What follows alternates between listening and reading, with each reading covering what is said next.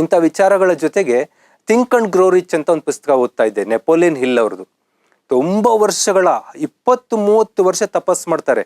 ನಾವೆಲ್ಲ ಏನು ಅಂದ್ರೆ ಒಂದು ಪುಸ್ತಕ ಬರಿಬೇಕು, 3 ತಿಂಗಳು ಎಲ್ಲೋ ಕಾಡಲ್ಲಿ ಕೂತ್ಕೊಂಡೆ ಇನ್ನೆಲ್ಲೋ ಕೂತ್ಕೊಂಡೆ ಬರದೆ ಅನ್ನೋ ಆತರಗಳು ನೋಡಿದೀವಿ. 20-30 ಇಯರ್ಸ್ ತುಂಬಾ ರಿಸರ್ಚ್ ಮಾಡಿ ಬರೀತಾರೆ. 1 ಶತಮಾನದಲ್ಲಿ ಲಕ್ಷಾಂತರ ಜನರ ಬದುಕನ್ನು ರೂಪಿಸಿದ ಪುಸ್ತಕ ಅಂತ ಕರೀತಾರೆ ಈ ಪುಸ್ತಕವನ್ನ. ಇವತ್ತಿಲ್ಲ ನೆಪೋಲಿಯನ್ ಹಿಲ್ ಅವರು, ಅವ್ರ ಫೌಂಡೇಶನ್ ಇದನ್ನ ರೀಪ್ರೊಡ್ಯೂಸ್ ಮಾಡ್ತಾ ಇದೆ ಈ ಪುಸ್ತಕವನ್ನ.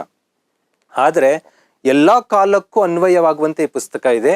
ಇದರಲ್ಲಿರೋ ವಿಚಾರಗಳು ನನಗೆ ಎಲ್ಲೋ ನಮ್ಮ ಭಗವದ್ಗೀತೆಯಿಂದ ತೆಗೆದುಕೊಂಡ ವಿಚಾರಗಳೇನೋ ಅನ್ಸುತ್ತೆ. ನೋಡ್ತಾ ಬರೋಣ.